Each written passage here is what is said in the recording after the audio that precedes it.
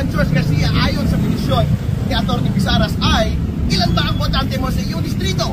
Ang sabi, 300,000 po. Ang sagot ni Chairman George Garcia, kailangan mo ng 300 million pesos para manalo. What? Anong suggestion yon? Ibig sabihin ba nangingi ka ng 300 million pesos para maipanalo mo si Atty. Pizaras bilang congressman ng District 1 ng Bohol? At that time, hindi ko maintindihan anong bakit niya sinabi yun.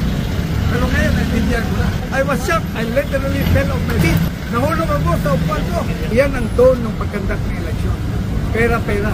Huwag nang mangumpanya. Huwag ka nang magplataforma. Huwag mo nang kumbinsihin ang taong bayan. Huwag mo nang ipakita ang iyong karakter. Magnakaw ka na lang pag nakaupo ka at sa susunod, bayaran mo na lang ang COMELEC. Kaya hindi mo nakapagtataka yung mga sinasabi na mayroong bilyong-bilyong salapi na nasa isang bank account, na nasa isang lugar, na ang may-ari ay isang makapangyarihang tao sa COMELEC. Dapat po, kung meron mang taong dapat makulong ngayon, walang iba kundi si Chairman George Garcia.